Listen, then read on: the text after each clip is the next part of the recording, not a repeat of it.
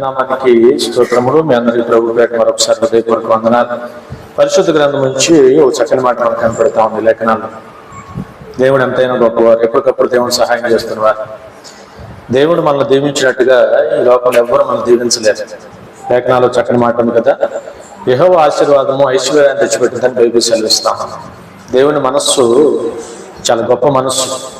ఆదికాండంలో మనం చూసాం కదా, లేఖనాలు మనం చూసినప్పుడు మరి దేవుడు నరుణ్ణి వారిని సృష్టించంట వారు అభివృద్ధి పొందాలని, వృద్ధి పొందాలని, దీవించబడాలని, సమస్త ఈ భూలోకాన్ని కూడా ఏలుబడి చేయాలని దేవుడు ఆలోచన కలిగి ఉన్నారు. హల్లెలూయా. ఆదికాండం 1వ అధ్యాయంలో చూసాం. అంటే దేవుడు ఎంత గొప్పవారు, ఏం ఆలోచన కలిగి ఉన్నారు. ఇవాళ నేను చాలాసార్లు మీతో అంటాను, సమస్తము కలుగు చేసింది ఆయన. కానీ కలుగు చేసిన ఈ వీటిలో మరి మన విధంగా మనల్ని కూడా ఆయనే ఏర్పాటు చేసి నిర్మించి సమస్త అధికారము నరుడి చేతులు దేవుడు ఆ రోజు అప్పగించి మనం అంతకంతకు అభివృద్ధి పొందాలి, ఆశీర్వాదం పొందాలి, పైగా ఈ సమస్తాన్ని కూడా ఏలుబడి చేయాలని దేవుడు ఆలోచన కలిగి ఉన్నారు. హల్లెలూయా. ఎంత గొప్పవారండి. నిజంగా ఆ దేవుని యొక్క మనసును మనం గ్రహించగలిగితే ఎంత అదృష్టం ఈ రోజు. అందుకని ఈ రోజున ఆయన బిడ్డలుగా ఉండటం గొప్ప అదృష్టం. ఆయన మన దేవుడిగా చేసుకోవడం మన అదృష్టం. ఒకటి మనం నమ్మాలి. పరిశుద్ధ గ్రంథంలో చక్కని మాట ఉంది కదా, యెహోవా తమకు దేవుడుగా గల జనులు ఎంతో ధన్యులంటే. ఎంత అంటే ఎంతో. అందుకని వాళ్ళ ఆ దేవుడిని మన దేవుడిగా చేసుకొని ఆయన జనులుగా మనం ఉంటాం, ఆయన బిడ్డలుగా మనం ఉంటాం. ఎంత అంటే అంత అదృష్టం ఈ రోజు మన జీవితాలు. అటువంటి గొప్ప దేవుని కలిగి ఉన్నందుకు నిజంగా దేవాదేవునికి మరొకసారి చేతులెత్తి హల్లెలూయా చెప్తాం. హల్లెలూయా. సరే, దేవుని వాక్యాన్ని మనం చూసినప్పుడు ఇందా చెప్పాను కదా, మనం వృద్ధి పొందాలి, మనం అభివృద్ధి పొందాలి, మనం దీవించబడాలి, మనం ఆశీర్వదించబడాలి, ఏలుబడి చేయాలని దేవుడు ఆలోచించాడు కదా. సరే, లేఖనాలు మనం చూసినప్పుడు మరి వాళ్ళు మనం చదువుకుంటున్న లేఖన భాగంలో 4వ అధ్యాయంలో ఒక వంశం వారు వృద్ధి పొందినట్లుగా మిగతా ఏ వంశం వారు కూడా వృద్ధి పొందలేదంటండి. బైబిల్లో బాగా ఆలోచించాలి. ఒక వంశం వారు వృద్ధి పొందినట్లుగా మిగతా ఏ వంశం వారు కూడా వృద్ధి పొందలేదని పరిశుద్ధ గ్రంథంలో బైబిల్ సెలవిస్తాం.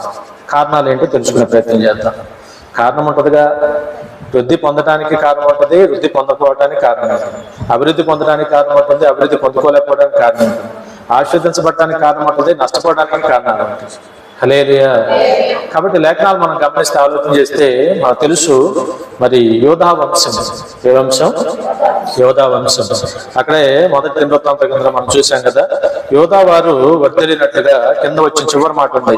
యోధా వారు వృద్ధి పొందినట్లుగా మిగతా ఏ వంశం వారు కూడా వృద్ధి పొందలేదని బైబిల్ సెలవు. బైబిల్లో ఉన్న స్పష్టమైన మాట మనం చూస్తున్నాం.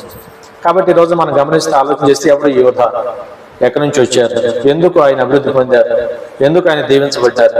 ఉదయకాల సమయంలో వాక్యం వినడానికి వచ్చిన మా అందరి జీవితాల్లో కూడా వృద్ధి పొందాలి, అభివృద్ధి పొందాలి, ఆశీర్వాదం పొందాలని అందరికీ ఉంటుంది. మన జీవితాల్లో కూడా ఎవడు కావాలని నష్టపోవాలని ఎవడు అనుకోడు కదా.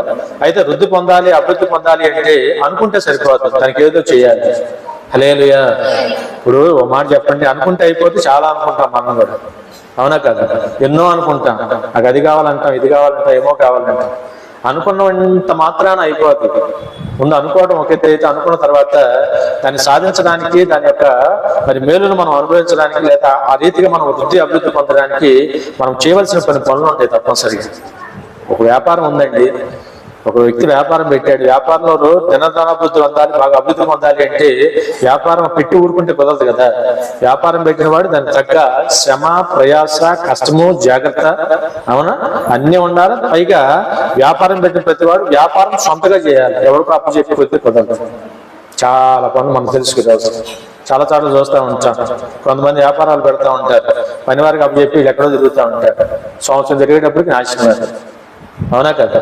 అదే కనుక కొంతమంది ఉంటారు, ఏ వ్యాపారం పెట్టినా మరి చూసినప్పుడు స్వయంగా ప్రతి పనిలో వారు ఇన్వాల్వ్ అవుతారు, పని వారికి దగ్గరగా ఉంటారు, మరి ప్రతి పని జాగ్రత్తగా చూసుకుంటారు, ఎక్కడ రూపాయి వేస్ట్ పోనీకుండా చూసుకుంటారు. వ్యాపారం వ్యాపారంగానే చేస్తాడు, కష్టపడతాడు, ప్రయాసపడతాడు. ఖచ్చితంగా అటువంటి వ్యక్తి వృద్ధి పొందడానికి, అభివృద్ధి పొందడానికి అవకాశం ఉంది ఈరోజు. హల్లెలూయా. పైగా ఆ వ్యాపారంలో తన చేతికి ఉన్న పనివారంతా కూడా అదిగో యజమాని ఉన్నారు, ఆయన ఖచ్చితంగా మన ప్రతిక్షణంలో గమనిస్తూ ఉంటారు. మనం జాగ్రత్తగా మనం కూడా పనిచేయాలని, యజమాని జాగ్రత్తగా ఉంటే, యజమాని పని మీద శ్రద్ధ ఉంటే, యజమాని వ్యాపారంలో మరి ఆ విధంగా ప్రతి విషయంలో దగ్గర ఉంటే వారు కూడా జాగ్రత్తగా పనిచేయడానికి అవకాశం ఉంది. మనకు తెలియదేం కాదు కదా ఈరోజు. కాబట్టి ఈ రోజున అభివృద్ధి ఆశీర్వాదం అనేది ఊరినే రాదు కదా. ఒక వ్యాపారమైనా, ఉద్యోగమైనా, కుటుంబమైనా, ఏదైనా అంతకంతకు అభివృద్ధి పొందాలంటే లెక్క. అలాగే ఆత్మానుసారంగా కూడా మనం అభివృద్ధి పొందాలి, దీవించబడాలంటే ఖచ్చితంగా కొన్ని జాగ్రత్తలు అయితే మనం తీసుకోవాలండి. యోధ చాలా కాలము యోధ తల్లి ప్రార్థన చేస్తే పుట్టినవాడు యోధ. లేఖనాలు మనం చూసాం, తెలుసు కదా, యాకోబు కుమారులు 12 వంశం 12 గోత్రాలు. ఈయన లోతుగా వెళ్ళి చాలా టైం పట్టింది కదా.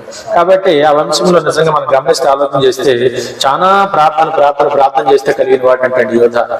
కాబట్టి చాలా కాలం తర్వాత పుట్టాడు కనుక అవంతా మరి యోధ అనే మాటకు స్తుతి అని అర్థం అంటే. యోధ అనే మాటకు దేవునికి ఎంతగానో స్తుతులు చెల్లించడం ద్వారా, ప్రార్థన చేయడం ద్వారా, దేవునికి మొరపెట్టడం ద్వారా కలిగిన బిడ్డ కనుక ఆ బిడ్డకి యోధ అని పేరు పెట్టుకుందంట తల్లి. హల్లెలూయా. యోధ అనే మాటకు స్తుతి అని అర్థం.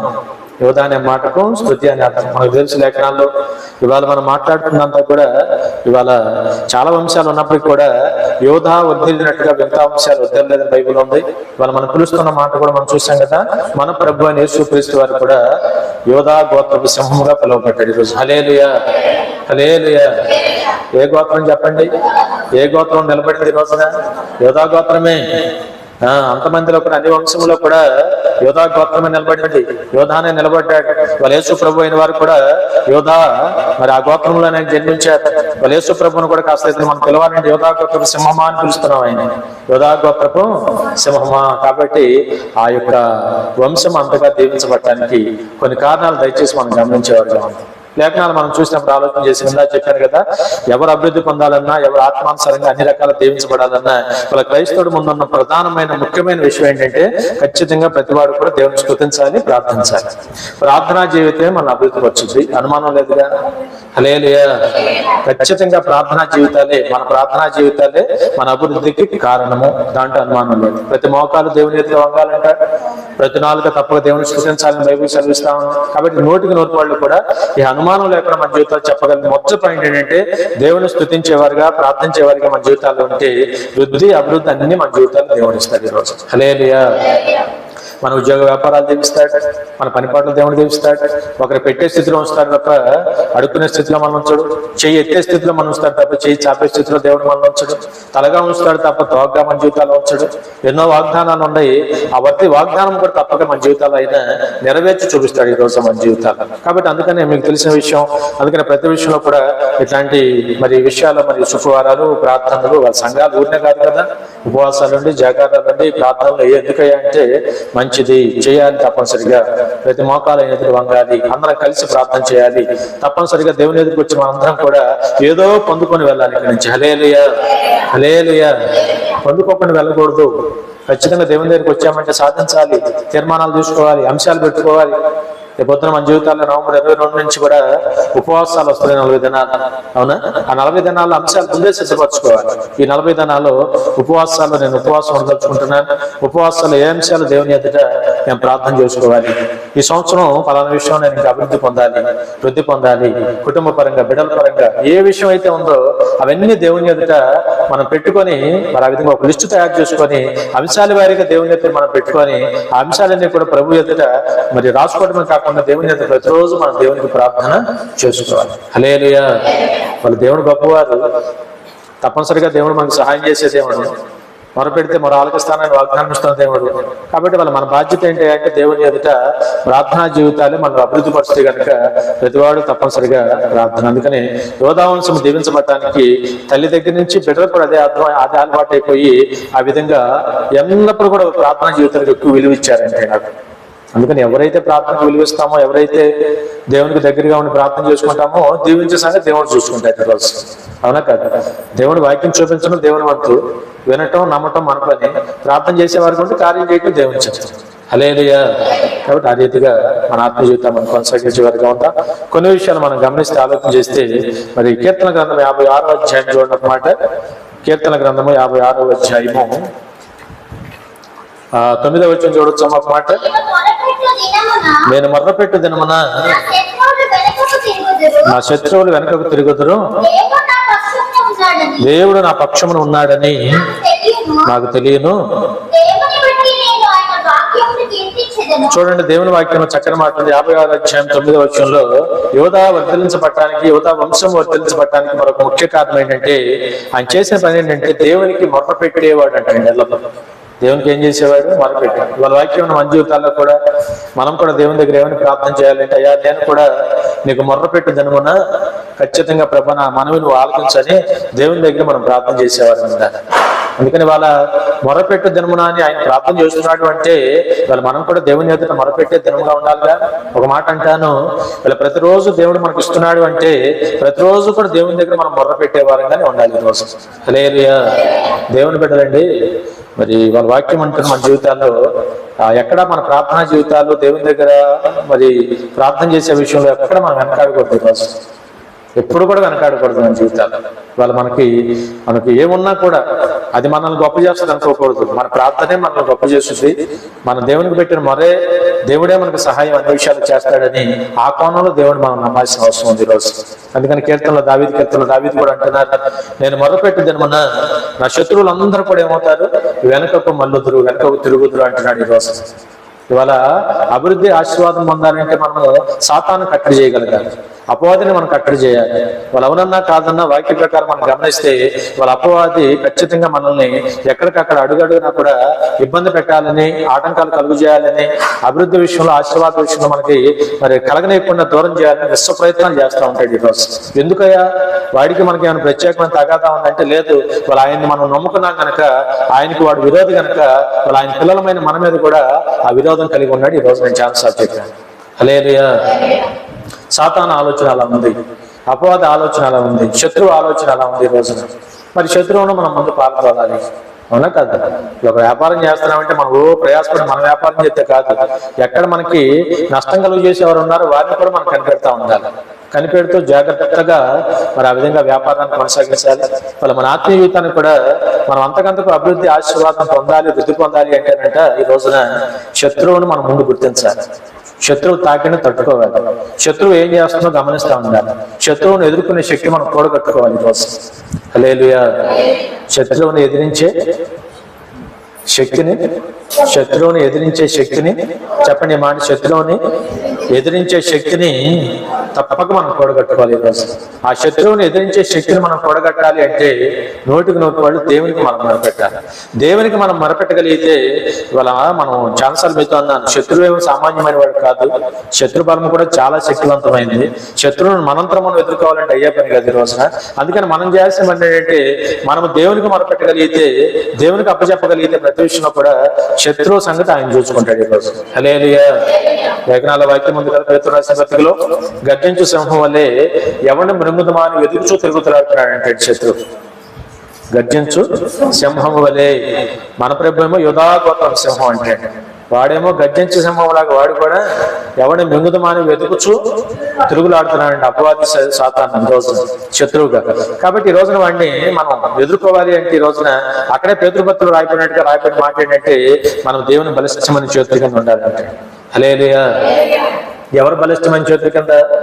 దేవుడు బలిష్టమైన వాడు, ఆయన బలమైన చేతులు. మన దేవుడు గొప్పవాడు, బలవంతుడు, శక్తిమంతుడు. రోజు ఆయన నమ్మి ఆయన బలిష్టమైన చేతుల కింద దేవుని మనసుకులే ఉండాలంటే. మామూలుగా ఉంటే సరిపోదు. ఆయన దగ్గర మనం ఉండాలి అంటే తగ్గింపు ఉండాలి, విధేయత ఉండాలి, దీనత్వం ఉండాలి. రోజు ఆ తగ్గింపు కలిగి, విధేయత కలిగి, దీనత్వం కలిగి ఆయన బలిష్టమైన చేతుల కింద మనం ఉంటే అపవాది ఎన్ని ప్రయత్నాలు చేసినా వాడు మన జోలికి రాలేడు. పైగా దేవుని చేతుల కింద మనం ఉండి దేవునికి మనము మొర్రపెట్టు దినమున ప్రతి విషయంలో కూడా దేవుని చేసే పని ఏంటంటే మన జీవితాల్లో శత్రువును వెనుకకు తిరిగేలాగా చేస్తాడు. హల్లెలూయా. హల్లెలూయా. ప్రార్థన ఎప్పుడు కూడా ఏం చేస్తుందో చెప్పరా? ఈ రోజున మొరపెట్టే వారికి మన జీవితాల్లో ఏం జరుగుతుందో చెప్పరా? 100% వాళ్ళు కూడా ప్రార్థన చేసినప్పుడల్లా కూడా శత్రువు వెనకపోతా ఉంటాడు. ఇవాళ మనందరం మనము ఎవరిని కూడా ప్రార్థనలేము, అవునా? వాళ్ళు ఇక్కడ అందుకని చాలా సార్లు ఏంటంటే క్రైస్తవ జీవితంలో మనం ప్రార్థన చేసినప్పుడల్లా శత్రువు దూరం జరిగిపోతాడంటే మన జీవితాలు ఎంత దూరం అయితే అంత దూరం. ప్రభుత్వం ఉపవాస దినాలు రాబోతున్నాయి మన జీవితాల్లో కూడా.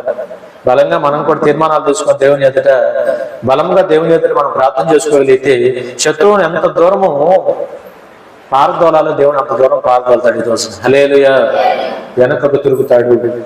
నేను చాలాసార్లు అన్నాను, అపవాదికి సాతానికి వాళ్ళ అత్యంత భయం కలిగించే పని ఏంటంటే మనం ప్రార్థన చేయటం. మనం మోకరించి ప్రార్థన చేసే ప్రతిసారి కూడా సాతాను మన జోలికి కూడా రాలేదంటే, వచ్చి దగ్గరికి వచ్చినా కూడా ప్రార్థన చేసే వరకు మనం ఉంటే, మొరపెట్టే వరకు ఉంటే ఖచ్చితంగా మనం చూసి వెనక్కి వెళ్ళిపోవాల్సిందేవాడు. ప్రార్థన అంత శక్తివంతమైంది. మొరపెడితే దేవుని సంధానంలో దేవుని యొక్క ఏర్పాటు మనం మొరపెట్టడం అంత విలువైన పని ఈరోజు. అందుకని ఎక్కడ కూడా మన జీవితాల్లో మరి అలక్ష్యం చేయకుండా, అశ్రద్ధ చేయకుండా, బతికించకుండా, నిరుత్సాహం రానికుండా, నోటికి నోటి వాళ్ళు కూడా దేవుని ఎదుట మనం ఎల్లప్పుడూ ప్రార్థన చేసేవాళ్ళు ఉండాలంటే. హల్లెలూయా. అక్కడ వాక్యం ఉంచుకోండి, చక్కని మాట. మొరపెట్టి దినమున వెనుకకు తిరుగుదురు, దేవుడు నా పక్షమున ఉన్నాడని చెప్పండి. దేవుడు నా పక్షమున ఉన్నాడని నాకు తెలియదు. అది మరొక ముఖ్యమైన విషయం. ఈరోజు మన జీవితాల్లో దేవుడు అంతకంతకు అభివృద్ధి, ఆశీర్వాదం మనం కలిగించాలి అంటే నేను మొరపెట్టి దినమున నా మొర దేవుడు వింటున్నాడని మనం నమ్మాలి. నేను మొరపెట్టే దినమున నా మొర దేవుడు వింటున్నాడని మనకు లేఖనాలను తెలుసు కదా. చాలా మంది దేవునికి మొరపెట్టినప్పుడు ప్రతి వారి మొర దేవుడు విన్నాడు. లేఖనాలు మనం చూసి ఆదికాండంలో 24వ అధ్యాయంలో ప్రతి అవసరం లేదు కానీ అబ్రహాము తన యొక్క పనివాడైన ఎలియాజరుకు చక్కని పనప్పు చెప్పాడు. అవునా, శ్రేష్టమైన పనప్పు చెప్పాడు. కాబట్టి ఈ కానాను దేశంలో నేను ఉన్నప్పుడు కూడా ఈ కానాను పిల్లల్లో నా కుమారుడికి వివాహం చేయడానికి నాకేం మనస్కరించట్లేదు. కాబట్టి నువ్వు వెళ్ళి ఆ విధంగా నేను ఎక్కడి నుంచి వచ్చాను ఆ దేశం వెళ్ళి అక్కడ పిల్లల్ని వెతకమని ఎలియాజరుకు ఒక చక్కని పనప్పు చెప్పాడంటే. హల్లెలూయా. ఎలియాజరుకి ఏం చెప్పాడు? ఒక చక్కని పనప్పు చెప్పాడు. సరే, ఎలియాజరు ఆ బాధ్యత మీద వేసుకొని చక్కగా పని చేయడానికి వెళ్ళేట లేఖనాలు మనం చూసాం. అబ్రహాం ముందే చెప్పాడు, ఖచ్చితంగా దేవుడు నీకు తోడే ఉండబోతున్నాడు, వెళ్ళమని చెప్పాడు. ఎలియాజరు వెళ్ళాడు, చాలా సార్లు తిరిగాడు. ఎక్కడ కూడా తనకు జవాబు లభించిన పరిస్థితుల్లో దేవాది దేవుడిని యెహోవాకు మొరపెట్టవలసిన అవసరం వచ్చింది. నేను మాట అంటున్నాను, మొర్రపెట్టి దినమున ఎవరు మొరపెట్టినా దేవుడు వింటాడు ఈరోజు. హల్లెలూయా. ఎలియాజరు ఆ యొక్క సందర్భంలో మరి ఎన్నిసార్లు తిరిగిన జవాబు రాని పరిస్థితుల్లో దేవుడిని యెహోవాని జ్ఞాపకం చేసుకోండి. లేఖనాలు మనం చూసాం కదా. ఇవాళ దేవుడు గొప్పతనం మనం కూడా జ్ఞాపకం చేసుకోవాలి. దేవుడిని నమ్మాలి, దేవుని ఎదుటికి మనం రావాలి, దేవుడు ఎంత శక్తిమంతుడో నువ్వు అర్థం చేసుకోవాలి. ఈ రోజున ఎలియాజరు చేసిన పని నేను చాలాసార్లు మీతో అన్నాను. అప్పటిదాకా ఏనాడు కూడా ఎలియాజరు దేవుని నమ్మినవాడు కాదు. అబ్రహాము దగ్గర ఉన్నప్పుడు కూడా అబ్రహాము యెహోవా చేత ఆశీర్వదించబడుతున్నాడని సంగతి తెలుసే కానీ ఏనాడు కూడా వ్యక్తిగతంగా దేవుని ఆరాధించేవాడు కాదు, దేవుని పని చేసేవాడు కాదు. అబ్రహాము కూడా ఏనాడు కూడా ఎలియాజరుని బలవంత పెట్టినవాడు కాదు. నేను చాలాసార్లు మీతో అంటాను, భక్తి అనేది బలవంతం చేస్తే వచ్చేది కాదు, ఇష్టంతో చేయాలి ఆ పని, నమ్మకంతో చేయాలి ఆ పని. ప్రార్థన చేయండనో లేకపోతే దేవుని నమ్మమనో దేవుని దగ్గర రమ్మనో ఎవరో బ్రతిలాడుతానో ఎవరో బలవంత పెడుతానో చేసే పని కాదు అది. దేవుని దగ్గరికి రావటం అనేది ఇష్టంతో రావాలి. దేవుని నమ్మటం అనేది పరిపూర్ణమైన హృదయంతో నమ్మాలి మన జీవితాలు. ప్రార్థన చేయటం అనేది కూడా మనంతరం నేను ప్రార్థన చేసుకోవాలి అని ఎవరికి వాడు ఇష్టంతో ప్రార్థన చేయాలి. ఎవరో చెప్తే చేయటం, ఎవరో చెప్తే నమ్మటం, ఎవరో చెప్తే రావటం ఇది అయ్యే పని కాదు. అసలు లేఖనాలు చెప్పే విధానం కూడా కరెక్ట్ కాదు అన్నది. ఇవాళ తన దగ్గర పనివాడైనప్పుడు కూడా, పెద్ద దాసుడైనప్పుడు కూడా ఎలియాజరు అంతంత ఆశీర్వాదం, అబ్రహాం ముందు ఆశీర్వాదం అంతా ఎలియాజరు చూస్తున్నప్పుడు కూడా ఎలియాజరు ఏనాడు కూడా దేవుని ఆరాధించిన వాడు కాదు, స్తుతించిన వాడు కాదు, మొరపెట్టిన వాడు కాదు ఈ రోజు. కానీ ఈ రోజున మరి అబ్రహాం కూడా నేను ఛాన్సల్ అన్నాను, అబ్రహాం కూడా ఎప్పుడు ఎలియాజరుని బలవంత పెట్టినవాడు కాదు ఈ రోజు. కానీ ఈ రోజున ఒక పెద్ద బాధ్యత యజమాని అప్పచెప్పేటప్పటికి తనకు సహాయం కావాలి. సహాయం ఎవరు చేస్తారు? గమనించాడు, గుర్తు చేసుకున్నాడు. ఆ విధంగా అబ్రహాం ఎలా దేవునికి ప్రార్థన చేసేవాడు, అబ్రహాం ఎలా దేవునికి మొరపెట్టేవాడు, మొరపెట్టిన ప్రతిసారి కూడా దేవుని యొక్క కృపా కాపుదల ఆశీర్వాదం దేవిన అబ్రహాంకి ఎలా కలిగేదో కన్నులారా చూచాడు, చెవులారా విన్నారు, అన్నీ బాగా తనకు తెలుసు కనుక ఈ క్షణాన తనలో మారుమనసు కలిగి ఈ రోజున ఆ యెహోవా దేవునికి ఆయన కూడా మొరపెట్టక తప్పలేదండి. హల్లెలూయా. ఒక మాట చెప్పనా, ఈ రోజున ఏదో ఒకరు ప్రతి వాడి జీవితంలో కూడా దేవుడిని జ్ఞాపకం చేసుకుని మొర్ర పెట్టే రోజు ప్రతి వాడికి వచ్చింది. ఈరోజు ప్రతి వాడికి దేవునికి అవసరం ఉందని నేను అంటాను. ఉంటుందా? ఉంటాను. ఎంత మోటువాడైనా, మూర్ఖుడైనా, మాట వినని వాడైనా, లోబడిన వాడైనా ఒక రోజున దేవుడా అని దేవుని యొక్క పాదాలను పడే రోజు వచ్చింది. ఒక రోజు వచ్చేది. పౌలు లాంటి మొనగాడు కూడా మనం చూసాం కదా. సౌలుగా ఉన్నప్పుడు ఎంత గొప్పగా మరి సంఘాన్ని హింసించి మరి ధర్మశాస్త్రాన్ని బాగా అవకాశం పెట్టినప్పుడు కూడా ఎంతగా చేశాడో మనం చూసాం. కానీ ఒక రోజున దేవుని యొక్క పాదాల ముందు పడక తప్పలా ఆయన కూడా లేఖనాలు చూసి. హల్లెలూయా. దేవుడు ఎంత గొప్పవాడో మనం చూసాం కదా. దమస్కులో పడవేసి గుడ్డివాడిని చేసి ప్రభువా నీవెవరమని పలికేలాగా చేశాడు, మరి దేవుని ఒప్పుకునేలాగా చేశాడు. ఆ తర్వాత ప్రభు కోసం ఎంతో గొప్పగా పరిచర్య చేసేవాడిగా దేవుడు సౌలును పౌలుగా మార్చిన గొప్ప దేవుని కోసం. దేవునికి సమస్తం సాధ్యం అండి. ఈ రోజు వాక్యమైన మన జీవితాల్లో కూడా ఎంతటి వాడైనా సరే దేవుని దగ్గరికి రాక తప్పదు. రావాలి, మొరపెట్టాలి. ఎవరైనా సర్వసృష్టిని సృష్టించిన కదా. వాళ్ళ మనం ఇట్లా బ్రతుకుతున్నామంటే ఈ మధ్య మనం చెప్పాను కదా, మనకి వాళ్ళ మనలో ఉన్నవన్నీ కూడా దేవుడు మనకు కలుగు చేసిన ఆశీర్వాదాలు, ఆస్తి దేవుడు మనకి ఇచ్చింది. మన స్వరూపము కానీ, లేదా మన జీవము కానీ, మన బలము కానీ, మన సమాధానము కానీ, ఇవాళ మనకున్న తలాంతులు కానీ, ఇవన్నీ దేవుడు మనకి ఇచ్చే రక్షణ కానీ, ఇవన్నీ దేవుడు మనకి ఇచ్చిన ఆస్తి ఈరోజు. అవునా కాదు? దేవుడు మనకి ఇచ్చిన ఆస్తి, ఇది లోకం ఇచ్చే ఆస్తి కాదు, లోకం ఇచ్చింది కాదు. ఈరోజు తాతండ్రులు ఇచ్చినవి వేరు, ఆస్తులు వేరు, భౌతికమైనవి. ఇవాళ దేవుడు ఇచ్చినవి అంతరంగ సంబంధమైనవి, హల్లెలూయా, ఆత్మ సంబంధమైనవి. ఏ సంబంధం? ఆత్మ సంబంధమైనది. కాబట్టి 100కి 100 వాళ్ళు ప్రతి మానవుడు మరి ఎవరు నిజదేవుడో తెలుసుకొని ఆయనకి మొరపెట్టవలసిన రోజు ప్రతి వాడికి వచ్చిందంటే, ఇవాళ ఎలియాజుకి వచ్చింది, రేపొద్దున నీ ఇంట్లో రావచ్చు, మరొకటికి రావచ్చు. ఇవాళ మన కుటుంబాలు ఇంకా మార్మల్స్ పొందక, లేకపోతే ఇంకా చూసి కూడా తెలుసుకొని కూడా మరి ఆ విధంగా నమ్మని వారు, లేకపోతే ఇంకా లోపడిన వారు అంటే వారు కూడా లోబడే రోజు రావచ్చు, హల్లెలూయా. వారు కూడా మొరపెట్టే దినం రావచ్చు, వచ్చుద్ది, ఎంతటి వాడికైనా వచ్చుద్ది. చూస్తా ఉన్నారు ఈ రోజున, చూసిన వారు వాళ్ళ ఎలియాజరు కూడా అప్రాంతంగా చూస్తా ఉన్నాడు. ఆ చూసిన ఈ రోజున జ్ఞాపకం వచ్చి దేవునికి మొరపెట్టాడు. ఈ రోజు వాళ్ళ మన జీవితాల్లో కూడా, మన కుటుంబాల్లో కూడా ఇంకా మిగిలిపోయిన వారు అలా మరి దేవునికి మొరపెట్టే దినం రావాలని కోరుకుందాం, హల్లెలూయా. మన కుటుంబాల్లో మిగిలిన వారు కూడా దేవునికి మొర్రపెట్టుద్రు గాక. దేవునికి తప్పనిసరిగా మొరపెట్టాలి, దేవునికి తప్పనిసరిగా మన వాళ్ళు కూడా ప్రార్థన చేయాలని మనం. ఎలియాజరు చేతులు ఎత్తాడు, మొరపెట్టాడు, దేవునికి మొరపెట్టాడు. వెంటనే వాక్యం చూసాం కదా, దేవుని సహాయం అతనికి వచ్చిందంటే తాను అనుకున్నాడు దేవుని దగ్గర, యెహోవా దేవుడా, నా యజమానిని దీవించిన దేవుడా, ఈ సమయంలో నా యజమాని నాకు పని చెప్పారు, నేను నీకు మొరపెట్టుకుంటున్నాను, నీ సహాయం నాకు కావాలని అడుగుతున్నాను. కాబట్టి ఈ క్షణాన్ని నేను ప్రార్థన చేసి మొర్రపెట్టి, అవునా అయ్యా, నేనేం సమయం అడుగుతున్నాను, నేను కళ్ళు తెరిచేటప్పటికి నా ఎదురుగా ఎవరైతే వస్తారో, నేను నీళ్లు అడిగినప్పుడు మరి ఆ విధంగా నాకు నీళ్ళు ఎవరైతే ఎదురు మాట్లాడకుండా నాకు నీళ్లు పోస్తారో ఆమెను మరి ఆ విధంగా నా యజమాని కుమారుడికి భారీగా నేను అనుకుంటున్నానని మనసులో ఒక సూచనలు చూపించమని అడిగాడు. ఏమడిగాడు? ఒక సూచన చూపించమని అడిగాడు. అక్కడ వాక్యంలో చక్కని మాట ఉంది, ఆ ప్రకారం ప్రార్థన చేయుచుండగానే చేయండి. 24వ అధ్యాయం చేయండి ఒకసారి చూడండి. 24వ అధ్యాయము 15 వచ్చిన చూడండి, అందరూ కూడా చదవమ్మా.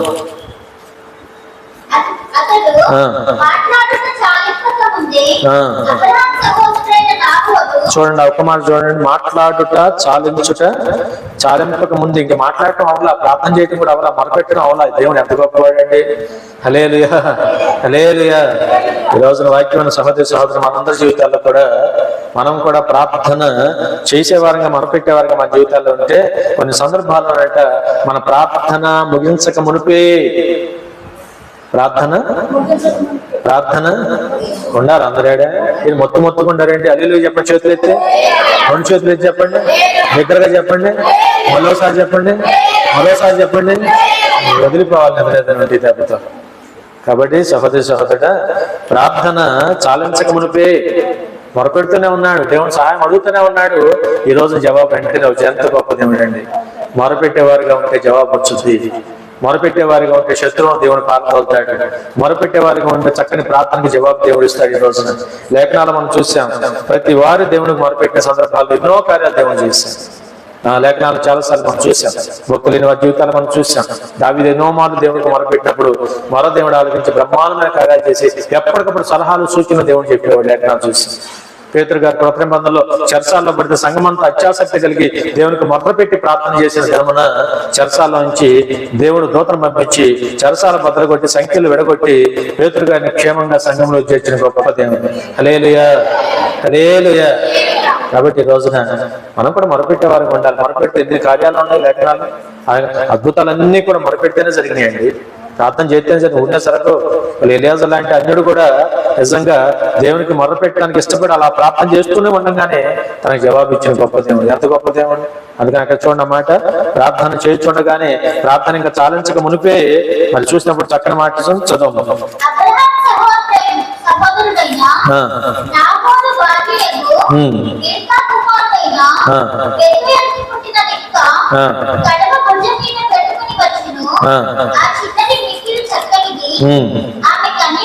వెంటనే కనపడిందంటే, అవునా, ఎంత గొప్ప కార్యం అండి. అందుకని రోజున వాక్యం మన జీవితాల్లో ఫస్ట్ సబ్జెక్ట్ గుర్తుపెట్టుకోవాలి.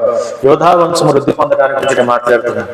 వాళ్ళ యోధావంశమే కానీ, భక్తులే కానీ, ఎవరైనా కానీ వృద్ధి పొందాలి, అభివృద్ధి ఆశీర్వాదం పొందాలి అంటే ఒకటి ఇలా చెప్పాను కదా, దేవుని ఎల్లవేళ మనం స్ఫుతించేవారుగా ఉండాలి.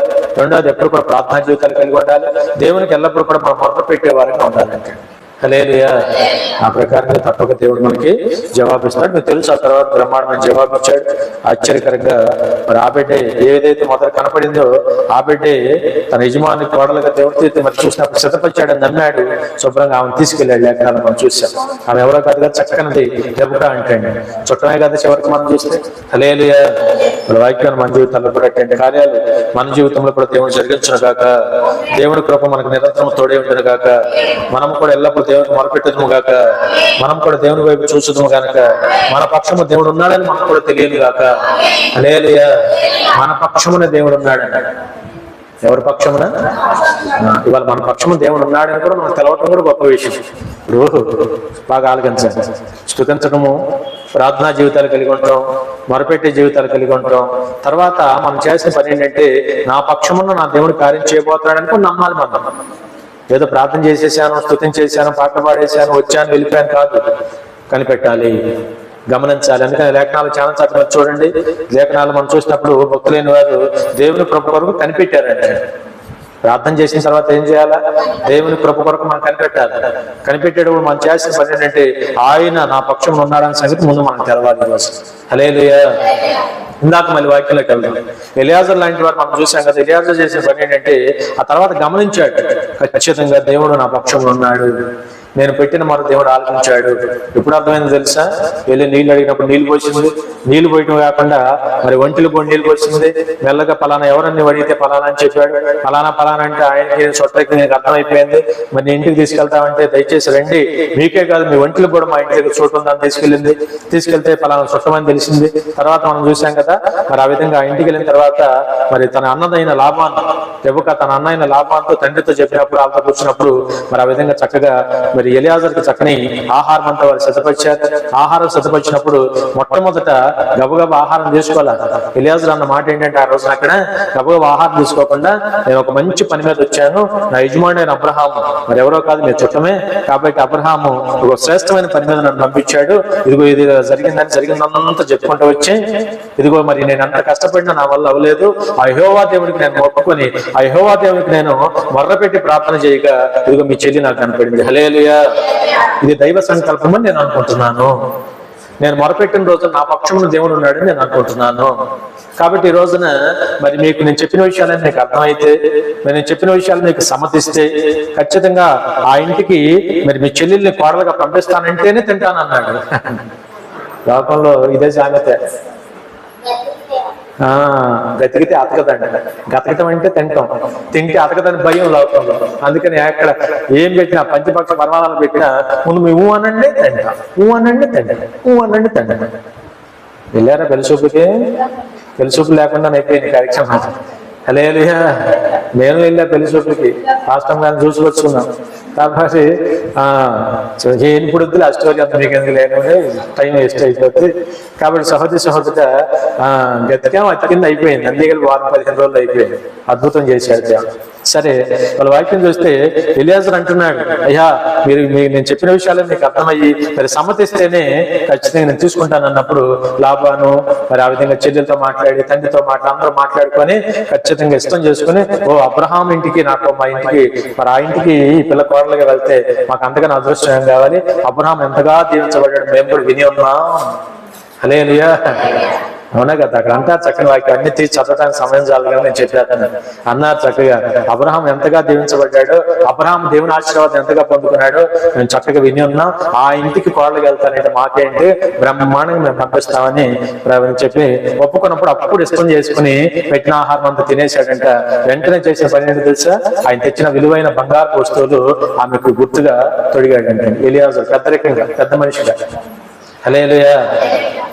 మళ్ళీ అందుకని ఈ విషయాలన్నీ ఎందుకు చెప్తున్నానంటే, ఈ కార్యమంతా జరిగిన చివరికి మరి ఆ విధంగా ఆ తర్వాత ముహూర్తం పెట్టుకొని పంపిస్తా ఉన్నారంటే, ఈయన అన్నారు కాదు ఇప్పుడే నాతో నేను తీసుకెళ్ళిపోతాను అని అన్నప్పుడు, మరి ఆ లాభాను తన చెల్లిని అడిగాడంటే, వెళ్తావా అమ్మ అన్నప్పుడు, ఇంటి వారు అడిగినప్పుడు నేను వెళ్ళిపోతాను, అర్జెంట్కి వెళ్ళిపోతాను అని అంటారు.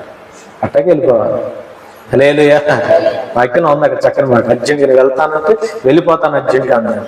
కాబట్టి సహోదరుడా, ఈ కార్యమంతా జరిగిన తర్వాత ఎలియాజర్కి ఏమర్థమైందంటే, వెళుతున్న దారంతట్లో కూడా దేవునికి ఎంత కృతజ్ఞత చెల్లించాడు. కారణం ఏంటో తెలుసా? నా పక్షమున నా ప్రభువు ఉన్నారు. హల్లెలూయా. నా పక్షమున యెహోవా దేవుడు ఉన్నాడు, నా మొర దేవుడు ఆలకించాడు. అసలు ఎంత గొప్పగా మనసు నిండా సంతోషం. అసలు చూడబోయి వెతకొచ్చిన అంటాజోడు వెతికెత్తాక ఆ కాలికి తగిలినట్టుగా, అమ్మ నువ్వు చూసినప్పుడు సంఖలోని పిల్లలు పెట్టుకుని ఊరంతా ఎత్తినట్టుగా అది సామెతలు ఉన్నాయి కదా లోపల. అప్పుడు ఖచ్చితంగా అనుకూలమైన పిల్ల దొరికింది. అసలు ఎంత మనసు నిండా సంబరం ఎలియాజర్కి. అందుకని ఆ మనసు నిండా ఏమనుకున్నాడంటే యెహోవా నా పక్షంలో ఉన్నాడు.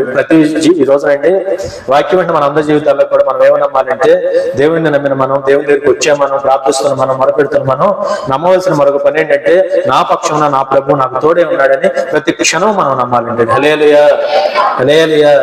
ఎలియాజర్ నమ్మినట్టుగా మనము కూడా మన పక్షము మన దేవుడు ఉన్నాడు నమ్ముదుము గాక జీవితకాలం మనం నమ్మాలి. ఈరోజు నా పక్షంలో నా ప్రభు ఉన్నాడు అన్నాడు. లేఖనాల్లో చక్కని మాట ఉంది, దేవుడు మన పక్షంలో ఉన్నాడని నమ్మని వారు ఉన్నారు. లేఖనాలు గుడ్డెద్దు చేయబడినట్టే కొంతమంది వాళ్ళు దేవుని బిడ్డలు అయినప్పుడు కూడా, వాక్యానుభవం ఉన్నప్పుడు కూడా నమ్మని వరకు ఉన్నారు. దేవుడు మా పక్షంలో ఉన్నారు. అందుకని ఈ రోజున నేను చాలాసార్లు మీతో అంటున్నాను, స్వార్థలో మాట ఉంది కదా, మీరు ప్రార్థన చేయనప్పుడల్లా కూడా వేటినైతే అడుగుతున్నారో వాటిని పొందుకున్నామని నమ్మిన ఎడల అవి మీకు దొరుకునని బైబిల్ సెలవిస్తాం. ప్రార్థన చేయనప్పుడల్లా కూడా వేటినైతే మీరు అడుగుతున్నారో వాటిని దొరికినవని మీరు నమ్మితే, దొరికినవని. ఇప్పుడు ఎలియాజరు చూడండి, అన్యుడు అసలు సామాన్యం. మళ్ళీ అక్కడికి వెళ్తున్నాను. ఒక సామాన్యమైన వాడు అప్పటికప్పుడు తొలి ప్రార్థన చేశాడు దేవుడిని.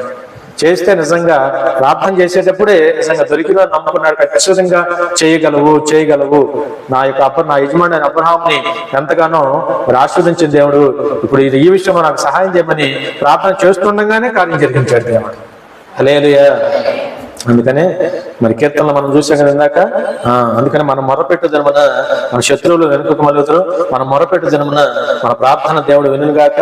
మన మొరపెట్టు జన్మన మనకు దేవుడు జవాబు ఇచ్చిన గాక. మన మొరపెట్టు జన్మన దేవుడు మన పక్షంలో ఉన్నాడనే సంగతి మనకు స్పష్టంగా తెలియను గాక. హల్లెలూయా. స్పష్టంగా మనకు తెలవాలి. అందుకని ఈ రోజు లేఖనాల వాక్యం మన జీవితాల్లో చాలాసార్లు అర్థమైన భక్తులైన వాళ్ళు మనకే తెలుసు కదా.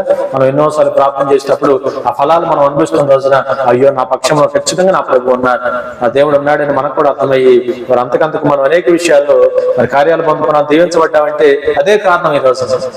అందుకని బ్రతుకాల మంది ఇంకా నమ్మండి. ఏమని నమ్మాలంటే ఖచ్చితంగా నేను అనాథను కాదు, ఒంటరి వాడిని అంతకన్నా కాదు, నా పక్షమున నా ప్రభు నాకు తోడై ఉన్నారు. హల్లెలూయా, హల్లెలూయా. రోమాపత్రికలో చక్కని మాట ఉంది కదా, దేవుడు మన పక్షమునుండగా మనం ఆయన పక్షమునుండగా రెండు పనులు జరగాలి. ముందు మనం దేవుని పక్షాన్ని ఉంటే దేవుడు మన పక్షాన్ని ఉంటాడు. దేవుడు మన పక్షమునుండగా మనకు విరోధవుడిగా. హల్లెలూయా. అందుకని ఈ రోజు మన జీవితాల్లో ఆ విషయాల మీద మనం ఫోకస్ పెట్టాలి. ఈ కరవ దినాలు, అంచె దినాలు మరింతగా దేవునికి మనం దగ్గర అవ్వాలి. 100% కూడా దేవుని మీద మనం అట్లా ఆధారపడాలి ఈ రోజు. కాబట్టి ఆ విధంగా దేవుని పక్షం ఉన్నారని మనం గుర్తు చేసుకుని ముందుకెళ్దాం. సదాకాలం మన ప్రభు మనకి తోడై ఉంటాడు. చూడండి మరొక మాట, ద్వితోపదేశకాండం 33:7 చూద్దాం. ద్వితోపదేశకాండం 33వ అధ్యాయము 7వ వచనం. అనెను యెహోవా యోధా మనవి విని యోధా మనవి విని ఉన్న వాక్యంలో దేవుడు వింటాడు. మొర్రపెట్టే వారిగా మన జీవితాల్లో ఉంటే, నా పక్షంలో నా ప్రభు ఉన్నాడని మనం నమ్మేవారంగా ఉంటే, ఖచ్చితంగా నా ప్రార్థనకు జవాబు దేవుడు ఇస్తాడని మనం నమ్మేవారంగా ఉంటే, నేను అడుగుతున్న ప్రతి కూడా నా దేవుడు తప్పక నా కుటుంబాన్ని దయచేస్తాడని మనం నమ్మేవారంగా ఉంటే ఖచ్చితంగా మన మొర ఆయన వింటాడు. యోధా మొర దేవుడు విన్నాడంటండి. హల్లెలూయా. యోధా మొర ఎవరు విన్నారు? దేవుడు విని, అక్కడ వాక్యం ఉంది కదా, అతని ప్రజల వద్దకు అతను చేర్చుము, యోధా బాహుబలము చాలునట్టు చేసి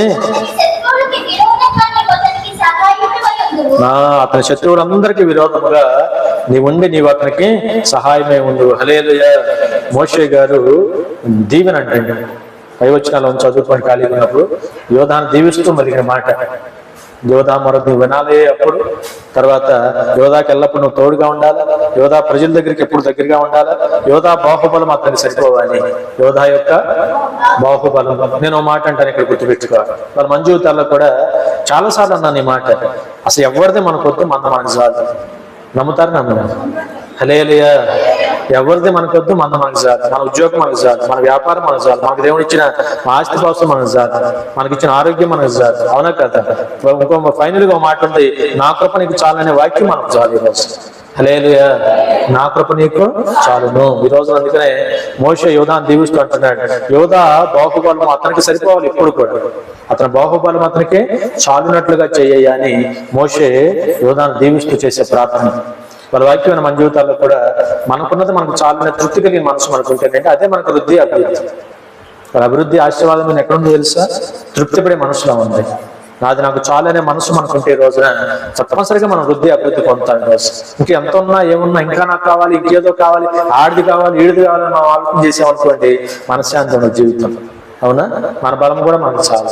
జీవితకాలంలో తృప్తి పొందలేము మన జీవితాలు. అందుకనే చూడండి, యోధ బలం అతనికి చాలునట్లుగా చేసి అతని శత్రువులందరికీ నువ్వు విరోధంగా ఉండాలి.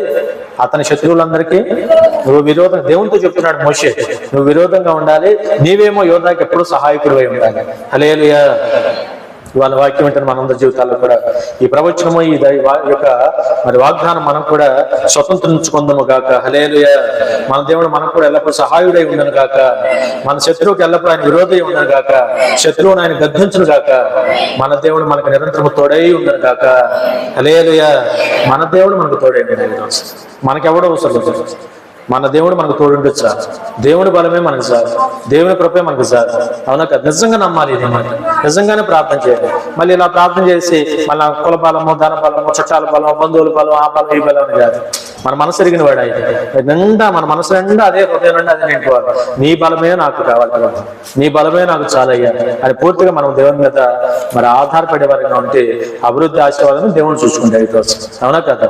శత్రువులకు విరోధంగా ఆయన ఉండాలా, మనకు దేవుడు సహాయంగా ఉండాలి. చెప్పండి, శత్రువులకి విరోధంగా ఉండాలా, మనకేమో దేవుడు సహాయకుడే ఉండాలి. హల్లెలూయా. తప్పక మన దేవుడు మనకి సహాయం. చూడండి, విలాప వాక్యాలు 3వ అధ్యాయంలో కూడా 56వ వచనం బ్రహ్మాండమైన మాట ఉంది అక్కడ కూడా. విలాప వాక్యాలు 3వ అధ్యాయము 56వ వచనం, నీవు శబ్దము ఆలకించితివి, సహాయం కొరకు నేను మొరపెట్టగా నువ్వు చెవిని మూసుకొనకము. చూడండి భక్తులు ఇక్కడ కూడా, నేను నీకు మొర్రపెట్టు దినమున, హల్లెలూయా, నేను అమ్మా నీకు మొర్రపెట్టు దినమున, భక్తుడు అంటున్నాడు, నేను నీకు మొర్రపెట్టిన దినమున నీవు నా యుద్ధకు. వాళ్ళ దేవుడు ఎంత గొప్పవాడో తెలుసా? దేవుడు కావాలా, దేవుడు రావాలా, దేవుడు రావాలి కావాలి అంటే దోపాలు అవసరం లేదు, నైవేద్యాలు అవసరం లేదు, గారెలు, పప్పును, వడ ఏమి పెట్టవసరం లేదు. మనకు పెద్ద శాఖలు లేదు. ఈరోజు మోకాళ్ళు వేసి ప్రార్థన చేస్తే చాలు. మొర్ర పెట్టే వారంగా మనం ఉంటే మన దేవుడు మన యొద్దకు వస్తాడంటండి. హల్లెలూయా. మన వాక్యం మన జీవితాల్లో కూడా నోటికి నోటిపాడి మాట వస్తుంది. భక్తుడు అంటున్నాడు చక్కని మాట, నేను నీకు మొర్ర పెట్టు జన్మన నీవు నా యొద్దకు వచ్చేటివి, భయపడకుమి అని నువ్వు నాకు చెప్పావయ్యా. ఎంత బాగుందన్నమాట, భయపడకుమి అని నీవు నాకు చెప్పావు. ఈ రోజు అటువంటి వాగ్దానం మనందరి పక్షాన్ని నెరవేరాలి ఈరోజు. కాబట్టి ఈ రోజు మన దేవుడు అంత గొప్పవాడు. మనం కూడా అందుకనే ఎల్లప్పుడూ దేవునికి మొరపెట్టాలి. యువత వర్తిల్లడానికి కారణాలు ఇవే. మొరపెడుతున్నాడు ఆయన ఎల్లప్పుడూ. మనం కూడా భక్తులేని వారు, యువతనే కాదు, భక్తులేని వారందరూ కూడా అభివృద్ధి, ఆశీర్వాదం అనేది మొరపెట్టడంలో దాగి ఉందనేది మనం గుర్తుపెట్టుకోవాలి. అవునా కదా? ఆ ప్రకారంగా మనం కూడా మొరపెడదాం. మన దేవుడు మనకు దగ్గరగా ఉంటారు, మన ప్రభు మనకు దగ్గరగా వస్తాడు. భయపడకండి, దేవుడు వాగ్దానం ఇస్తాడు. హల్లెలూయా. ప్రతి భయాలు ఆయన తొలగించును గాక, ప్రతి ఆందోళన దేవుడు తీసివేయను గాక. మన దేవుడు మనకు ఎల్లప్పుడూ తోడై ఉండును గాక. ఎంత గొప్ప దేవుడు చూడండి. ప్రతి భయాలు దేవుడు తీసివేస్తాడు, ప్రతి ఆందోళన దేవుడు తీసివేస్తాడు. అందుకనే దేవునికి మొరపెట్టాలి. వాళ్ళ భయం లేనివాడు ఎవడు, ఆందోళన లేనివాడు ఎవడు? నిజంగా మాట్లాడుకున్నాం, ప్రతిరోజు ఏదో ఒక విషయాన్ని బట్టి భయం కలుగుతుంది కదా. ఒక వార్త వింటే భయం, ఒక రోగం వింటే భయం, ఒక సంఘటన చూస్తే భయం, ఒక ప్రమాదం చూస్తే భయం, ఏం జరుగుతుందో అని ఆందోళన. భయము, ఆందోళన లేనివాడు ఎవడో లేడు. నేను గ్యారెంటీ చెప్తున్నాను, గుండె మీద చేసుకుంటే నిజం చెప్పాలి ఎవడైనా. హల్లెలూయా. భయము, ఆందోళన సహజం మానవ జీవితంలో. కానీ ఈ రోజున దేవుని ఏర్పాట్లో దేవుని మీద మనం ఆధారపడటం ద్వారా దేవునికి మనం మొరపెట్టే వారికి మనం అంటే మన ప్రతి భయాలు దేవుని తొలగించడు గాక, ప్రతి ఆందోళన యేసునామములో పోవును గాక. ప్రతి భయాలు దేవుడు తీసేస్తాడు, ప్రతి ఆందోళన దేవుడు తీసేస్తాడు. మనకు భరోసా ఇస్తాడు. నేనున్నాను అంటాడు. భయపడొద్దు అంటారు ఆయన. అదేగా మనకు దిక్కు, వాళ్ళు అదేగా మనకు ఆధారం. వాళ్ళు ఎన్నోసార్లు ఆ యొక్క వాగ్దానం మనం పొందుకున్నాం కదా, ఆ ధైర్యం దేవుని దగ్గర మనం పొందుకున్నాం కదా. నేనైతే చాలా సార్లు పొందుకున్నాను. మానవ రీతిగా, కుటుంబ పరంగా, బిడ్డల పరంగా, మరి సంఘ పరంగా కొద్ది ఒత్తిళ్ళు వచ్చిన పరిస్థితుల్లో దేవుని పాదాల మీద పడి ఏడ్చిన రోజున దేవుడు చాలా సార్లు వాగ్దానం చేసి, భయపడమాను, నేనున్నాను కదా నీకు, నువ్వు నా యొద్దకు వచ్చావు కదా, నేను నీ యొద్దకు వస్తాను. మనం దేవుని యొద్దకు వచ్చి మనం దేవునికి మొరపెట్టే వారికి అంటే మన యొద్దకు ఆయన వస్తాడంటే. హల్లెలూయా. భయపడొద్దని దేవుడు మనకు వాగ్దానం చేశాడు. కిందకు వస్తే అక్కడే మాట, ప్రభువా అద్దీ లేక నీవు నా ప్రాణ విషయమైన వ్యాజ్యములన్నిటిని కూడా ఆయన వాదించితివి, నా జీవమును నీవు విమోచించితివి. ఈరోజు అంతా దేవుడు చేసే పని. మొరపెట్టే వారికి మన జీవితాల్లో ఉంటే వాక్యం సెలవిస్తున్నమాట, మన ప్రతి వ్యాజ్యమును ఆయన వాదిస్తాడు, మన పక్షముగా వాదిస్తాడు. ప్రతి వ్యాజ్యమును ఆయన వాదిస్తాడు. ప్రతి వ్యాజ్యం అని తెలుసు కదా, ఈ లోక సంబంధమైన అపవాదేశ గొడవలన్నింటినీ కూడా ఆయన చూసుకుంటాడు, మన పక్షంగా ఆయన వాదిస్తాడంటే. హల్లెలూయా. ఇప్పుడు ఏదైనా గొడవలు అయి కోర్టుకి వెళ్ళామనుకోండి, అక్కడ మనంతా మనం వాదించుకోవడం కుదురుతారు. మనకు చేత కాదు అసలు భాష, ఆ మాటలు ఎలా వాదించాలో మనకు తెలియదు. అందుకే మనం లాయర్ని పెట్టుకుంటాం. డబ్బులు ఖర్చు పెట్టి ఆయన చదువుకున్నారు కనుక, ఆ న్యాయశాస్త్రం చదివాడు కనుక, బాగా వాదించగలడు కనుక, వాదించగలిగిన లాయర్కి మనం అప్పచెప్పి, అయ్యా 10,000, 20,000, 25,000 కేసులు పెట్టి చెప్తాం బాబు, నువ్వు మా పక్షంలో వాదించాలి, అక్కడ పాయింట్లు బాగా రాసుకొని వాదించాలా, మాకున్న కష్టం అంతా నువ్వు అర్థం చేసుకుని సబ్జెక్టులు రాసుకొని పాయింట్లు పెట్టుకొని మాకు పక్షంగా ఎదుటితో నువ్వు బాగా వాదించాలని అక్కడ డబ్బు కట్టి మనం మన పక్షంగా వాదించుకుంటాం. అవునా కదా? వాళ్ళ మన న్యాయకర్త మన ప్రభువు యేసుక్రీస్తు. హల్లెలూయా. న్యాయం మెరిగిన వాడే న్యాయకర్త. ఈరోజు ప్రభు అంటున్నారు, ఈరోజు మీరు నాకు మొరపెట్టే వారుగా ఉంటే, మీరు ప్రార్థన జీవితాలు మీరు కలిగి ఉంటే, ఈ రోజున మీ పక్షంగా నేను వ్యాఖ్య మాట్లాడతాను అంటాడు ఈరోజు. హల్లెలూయా. ఎంతకన్నా ఆశీర్వాదం కావాలి, ఎంతకన్నా ధన్యత కావాలి మన జీవితాల్లో. అక్కడే కింద మాట, నా జీవమును నీవు విమోచించితివయ్యా.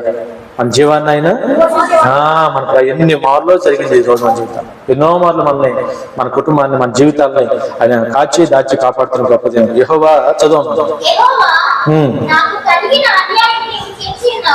నీవు చూచి ఉన్నావు, అది లేక అన్యాయం జరగలేడు ఆయన మన పక్షాన. అన్యాయం చూచున్నావు ప్రభా, నా వ్యాజ్యం నువ్వు తీర్చయ్యా అని భక్తులు ప్రార్థన చేస్తున్నాడు. అందుకని ఈ రోజున ప్రతి వ్యాజ్యమును తీర్చగలిగిన వాడు, ప్రతి అన్యాయాన్ని కూడా న్యాయంగా మార్చగలిగిన వాడు మన ప్రభు అయిన యేసుక్రీస్తు. హల్లెలూయా.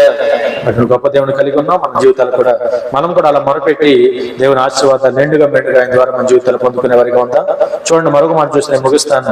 యెషయా గ్రంథం 63వ అధ్యాయము 12వ వచనం చూద్దాం. యెషయా గ్రంథం 63వ అధ్యాయము 12వ వచనం. తమలో తన పరిశుద్ధాత్మను ఉంచిన వాడెవడు? మోషే కుడి చేతి వైపున మహిమగల తన బాహువును పోనిచ్చువాడెవడు? హల్లెలూయా. మీకు తెలుసు, చూడండి ఎంత గొప్ప దేవుడు తెలుసా. అసలు ప్రతి క్షణము అనుక్షణం అంటే తన బిడ్డలైన వారికి పక్కనే మన కనపడుతున్న ఆయన హస్తం, తన బాహువు మన పక్షం చాపుతూనే ఉంటాడంటే ఆయన. తన దూతను మన కావలిగా ఉంచుతాడంటే. ఈ రోజు పాత నిబంధనలో చక్కని మాట గుర్తు చేస్తున్నాడు యెషయా. ఏనాడు జరిగిన సంగతిని ఇక్కడ ఈయన యెషయా గుర్తు చేస్తున్నాడు. ఏమిటంటే ఆ విషయము, ఎర్ర సముద్రం తెలుసు మనకి. ఎర్ర సముద్రం దగ్గర మన వాళ్ళంతా ఆగిపోయారు మనకు తెలుసు. ప్రయాణం ముందుకు సాగట్లేదు. వెనక్కి వెళ్దామంటే మళ్ళీ ఫరో సైన్యం వస్తా ఉందని తెలిసింది. ముందు చూస్తే నువ్వే, వెనక చూస్తే పోయేలాగా ప్రాణ భయము చేత ప్రతి ఒక్కరు కూడా దడిసి ఏడుస్తూ ఉన్నారు. మోషేను సనుగుతున్నారు, కొనుగుతున్నారు, గొడవ చేస్తున్నారు. ఈ మాత్రం దానిక మమ్మల్ని తీసుకొని వచ్చి ఈ సముద్రం కాడ చంపడానికి తీసుకొచ్చావని మోషేను అనరాని మాటలు అంటూ విమర్శిస్తున్న పరిస్థితి మనం చూస్తున్నాం లేఖనాలు. ఆ పరిస్థితుల్లో దేవాది దేవునికి మరి ఆ విధంగా మరి మోషే మొరపెట్టితే మరి లేఖనాలు మనం చూసాం. అందుకే మొరపెట్టడం గురించి నేను మాట్లాడుతున్నాను. మోషే ఆ కష్టకాలంలో దేవుని తట్టు తిరిగి దేవునికి మొరపెట్టితే దేవుడు ఆకాశం నుంచి మాట్లాడుతున్నాడు. హల్లెలూయా. మోషే ఎందుకు భయపడుతున్నావు? నేను కదా వాగ్దానం చేసి మమ్మల్ని తీసుకొచ్చింది. నువ్వు భయపడాల్సిన పని లేదు. ఏ సముద్రానికి నువ్వు భయపడాల్సిన పని లేదు. నీ చేతిలో ఏముంది? కర్ర ఉందయ్యా. ఆ కర్రను ఎత్తి సముద్రంలో నేను చెప్పినట్టుగా నువ్వు చేయమని చెప్పినప్పుడు ఆ విధంగా కర్ర ఎత్తి మరి దేవుడు చెప్పినట్టుగా మోషే చేయడానికి ప్రయత్నం చేసినప్పుడు మనం అనుకుంటాం మోషే కర్ర పెట్టి కొడితే పాయిలైందని. కనపడుతున్న దృశ్యం అదే. కానీ యెషయా అంటున్నాడు ఈ రోజున కర్ర పక్క నుంచి మోషే కర్ర పక్క నుంచి దేవుని బాహు వచ్చిందంటే. హల్లెలూయా. ముందుగా వాక్యంలో ఎవరి బాహు వచ్చింది? దేవుని బాహు పక్కన. అందుకని మనం నమ్మాలి. ఈ రోజు ఇది కంటికి ఎవరికి కనపడదు, ఇది పరిశుద్ధాత్మతో ఉన్న వారికి అర్థమవుతుంది. యెషయా గుర్తించి ఆ కార్యమును గమనించి వాళ్ళ ఆ మాట రాస్తా ఉన్నాడు. ఈ మాటను మనం నమ్మగలిగితే వారు మనందరి జీవితాల్లో కూడా మనకి, మన బిడ్డలకి, మన కుటుంబానికి, మన సర్వస్వానికి కూడా కంటికి కనపడకుండా భౌతికంగా మనం చేసే ప్రార్థన మనం చేసగలిగితే మన కంటికి కనపడకుండా ఆయన బాహు, ఆయన సంరక్షణ ఎల్లప్పుడూ మనకు తోడే ఉంటుంది. రోజు హల్లెలూయా. ఎన్ని ప్రమాదాలు తప్పించుంటాడు, ఎన్ని ఆటంకాలు దేవుని తీసివేసి ఉంటాడు, ఎన్ని రకాలుగా ఆయన తన బాహు చేత మనం కాపాడుతుంటాడు. వాళ్ళ కొన్ని విషయాలు మనం గుర్తు చేసుకుని మనకు కనిపిస్తాం. నిజమే ప్రభువా. మోషే కర్ర ఎత్తటం ప్రార్థన ఇదే అనుకుంటున్నాం, పక్క నుంచి నీ బాహు ఉందా? నిజమే. మరో చాటు అంటాడు, లేఖనాలు మనం చూసాం కదా, ఆయనే బొక్కబోర్ల సముద్రం మీద అలా పడితే ఆయన మీదకి నడిచి వెళ్ళారని మరొక గ్రంథంలో స్పష్టంగా ఉంది లేఖనం. కాబట్టి ఈనాడు ఇటువంటి అద్భుతాలు చేసే దేవుడు మన పక్షాన్ని ఉన్నాడు. అందుకని అటువంటి దేవునికి మనం కూడా మొరపెట్టే వరంగా ఉండాలి, ప్రార్థనా జీవితాలు కలిగి ఉండాలి. అంతేకాకుండా నా పక్షమున నేను మొరపెట్టి ఊరుకోవడం కాదు, నా పక్షమున నా ప్రభు ఉన్నారని నమ్ముతూ ముందుకెళ్ళాలి. హల్లెలూయా. మా పక్షమున నా దేవుడు ఉన్నారు ఈ విధమైన కార్యాలు ఆయన జరిగిస్తున్నారు అని నా పక్షమున ఉన్నారు అనే సంగతి మనం గమనించి మన ఆత్మ జీవితాన్ని కొనసాగిస్తే తప్పక మన ప్రభు మనకి సదాకాలము తోడే. చివరి మాట చూడండి, ఆదికాండము 49వ అధ్యాయము 8వ వచనం. ఆదికాండము 49వ అధ్యాయము. యోధా, నీ సహోదరులందరూ నేను స్తుతించెదరు, ఉండును, సాగిలపడుదురు. యోధా కొదమ సింహము, నా కుమారుడా. చూడండి ఎంత గొప్ప మాట్లాడు. చూడండి అక్కడ ముగింపుకు వస్తున్నాను. యోధాను గురించి దేవుడు అంటున్నాడు. ఎందుకు యోధా వంశం వచ్చేయడానికి కారణం ఏంటంటే ప్రభు ఇచ్చిన వాగ్దానము. యోధాను అంటున్నాడు, నీ సహోదరులు నిన్ను స్తుతిస్తారు, నీ సహోదరులందరూ నిన్ను స్తుతిస్తారు. హల్లెలూయా. నువ్వు గొప్పవాడి కాబోతున్నావు, ఈ వంశం నిలబడిపోతా ఉంది, నువ్వు అంతకంతకు దీవించబడిపోతున్నావు. కారణాలు ఇందాక 4 చెప్పాను. స్తుతించేవాడిగా ఉన్నాడు, ప్రార్థనా జీవితాలు కలిగి ఉన్నాడు, దేవునికి మొరపెట్టేవాడిగా ఉన్నాడు, దేవుడు నా పక్షంలో ఉన్నాడని ఎల్లప్పుడూ నమ్మిన వాడిగా ఉన్నాడు, దేవుడు నా పక్షమున ఉన్నాడని నిరంతరం నమ్మిన వాడిగా ఉన్నాడు యోధా. అందుకని ఈ రోజున యోధాకి దేవుడు ఇస్తున్న మరొక వాగ్దానము, నీ సహోదరులందరూ నిన్ను స్తుతించబోతున్నారు. ఓ చక్కని వాగ్దానం ఉంది, నీ చెయ్యి నీ శత్రువుల మెడ మీద ఉండబోతుంది. హల్లెలూయా, హల్లెలూయా. నీ చెయ్యి శత్రువు ఎవడో కాదు, అపవాది సాతాను. ఈరోజు దైవ సేవకులు అంటూ అన్నారు చక్కని మాట, ఎంతకాలము అపవాది మరి చెయ్యి నీ మేడ మీద ఉందేమో, నీ కుటుంబం మీద ఉందేమో, నీ బిడ్డల మీద ఉందేమో, నీ యొక్క వ్యాపారాలు పనిపాటు ఉద్యోగ వ్యాపారాల మీద అపవాది చెయ్యి నీ మేడ మీద ఉంది, తొక్కుపడుతున్నాడేమో. ఈ రోజు మనం ప్రార్థనా జీవితాలు కలిగి ఉండగలిగితే, మొరపెట్టగలిగి ఉంటే, ఈ రోజున దేవుడు మనం కొనియాడగలిగితే, స్తుతించగలిగితే, ఆయన బిడ్డగా మనం ముందుకు సాగలిగితే, ఈ రోజున ప్రభు అంటున్న వాగ్దానం ఏంటంటే గొప్ప వాగ్దానం. ఈ రోజున వాడి చెయ్యి నీ మీద ఉండడం కాదు, నీ చెయ్యి వాడి మేడ మీద ఉండబోతుంది. హల్లెలూయా. నువ్వు వాడి మెడ పట్టుకుంటా ఉన్నాడు దేవుడు. ఎంత గొప్ప దేవుడు. వాగ్దానం చేసిన దేవుడు నమ్మదగిన. శత్రువు మెడ మనం పట్టుకోవాలి, మన మెడ ఆడిపట్టుకోవాలి కాదు. మన మెడ తీసుకెళ్ళి ఆడి కప్పచెప్పటం ఏంటండి? మన దేవుడు మన పక్షములు ఉంటే, మనం ఆయన పక్షములు ఉంటే, మనం నిరంతరం ప్రార్థన చేసేవారిగా ఉంటే, దేవుడు నాకు తోడుండని మనం నమ్మగలిగితే రోజున, అవునా కదా? అపవాది మేడ మనం పట్టుకోవాలా? హల్లెలూయా. చెప్పండి ఈ మాట. అపవాది లాగా చూసినప్పుడు యోధాలాగా మనం కూడా దేవుడు స్తుతించేవారిగా ఉండము గాక, నిరంతరము ఆయన మన పక్షం ఉన్న నమ్ముదము గాక, సాతాను మేడ మనం పట్టుకుందాము గాక, సాతాను మేడ మనం పట్టుకుందాము గాక. హల్లెలూయా. నిరంతరం ఆ కృపతోడే సాతాను మేడ మనం పట్టుకోవాలి. అది మామూలుగా అయితే కుదరదు. ప్రార్థన ప్రార్థన ప్రార్థన మొరపెట్టాలి, స్తుతించాలి, గణపరచాలి, దేవునికి ఎల్లప్పుడూ మనం దగ్గరగా ఉండాలి. ఈ రోజున యోధాకు ఆ శక్తి దేవుడు ఇచ్చాడా లేదా? చివరికి నీ చెయ్యి నీ శత్రువు మెడబెట్టుకోబోతుంది. యోధా, నీకు ఆ శక్తి నేను ఇవ్వబోతున్నాను. ఈ రోజున వాక్యం మన జీవితాల్లో కూడా వాళ్ళు మనం వీటికి తడవాల్సిన పని లేదు, దేవుని పక్షంగా ఉందాం. ఇందాకే దేవుడు వాగ్దానం చేశాడు విలాప వాక్యాల్లో, నేను నీ వద్దకు వచ్చాను, నువ్వు భయపడకము వాగ్దానం చేశాడుగా. వాళ్ళ ఆ మాటను మనం చేతపట్టుకొని ఆయన ఉన్నారు అని నమ్ముతాం. మన వల్ల అయితే నమ్ముకునే సమస్తము సాధ్యం. కిందకు వచ్చి నాకు అంటాడు కదా, నీ తండ్రి కుమారులందరూ నీ ఎదురు సాగిలపడబోతున్నారు. యోధాకి ఇస్తున్న వాగ్దానం, నీ తండ్రి కుమారులందరూ కూడా నీకు సాగిలపడబోతున్నారు. యోధా పదమ సింహము అని అన్నాడు. యోధా ఎంత గొప్ప మాట అండి. ఈ రోజున వాక్యాన్ని మనందరి జీవితాల్లో కూడా మరి గమనించి అర్థం చేసుకుని రోజున మరి ఆ వంశంలో మనం ఈ రోజున ఉన్నాం. యోధా గోత్రంలో ఉన్నాం, యోధా గోత్ర వంశము ఆయన యేసు ప్రభు అమ్మ మరి ఆ విధంగా మన పక్షంలో ఉన్నాడు కనుక యోధా గోత్ర సింహం ఎవరో తెలుసు కదా మనకి. మన ప్రభు అయినా ఆయన పుట్టింది యోధా గోత్రంలోనే, యోధా గోత్రంలో నిలబడింది. ఈ రోజున నేను కూడా మరొకసారి ముగింపులో ఒక మాట అంటున్నాను, వాళ్ళ వాక్యమైన మనందరి జీవితాల్లో కూడా చుట్టాలు, బంధువులు, స్నేహితులు లోకానికి మనం చూడాల్సిన పని లేదు ఈ రోజున. అవునా? ఎవరి సంగతి మనకు అనవసరం. ఈ రోజున దేవుని పక్షంగా మనం ఉందాం. వర్ధిల్లే వంశము దేవుని వంశమని నేను ముగిస్తున్నాను. హల్లెలూయా. మొట్టమొదటి మాట ఉంది కదా, యోధా వంశము వర్ధిల్లినట్టుగా మిగతా ఏ వంశముల వారు వర్ధిల్లలేదని బైబిల్లో ఉందిగా. యోధా వంశం వర్ధిల్లడానికి కారణాలు నేను మీతో చెప్పానుగా. వాళ్ళు నేను మరొకసారి అంటున్నాను, ఆ యోధా వంశం ఏదో కదా మన ప్రభు యేసు క్రీస్తు వారు మనం ఆరాధిస్తున్న వంశమే ఈ రోజు యోధా వంశం.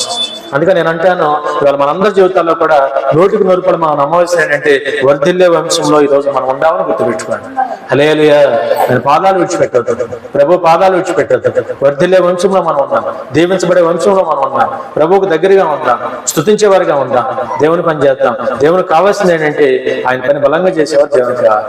ఎంత బాగా దేవుని పని చేస్తే అంతగా ఆ దేవుని ఆశీర్వాదం నిండుగా మెండుగా మనందరికీ దేవుని అనుగ్రహిస్తాడు. యోధా వర్ధిల్లినట్టుగా మనము కూడా వర్ధిల్లును గాక. నిరంతరం మన ప్రభు మనకు తోడే ఉండను గాక. ఆయన కృప నిరంతరం మనకు తోడే ఉండను గాక. ఆయన మన పక్షం నిరంతరం మనకు ఉండను గాక. కొద్ది మాట ప్రభు దీవించగాక. ప్రార్థన చేసుకుందాం. దయచేసి అందరూ కూడా ప్రార్థన చేసుకుందాం.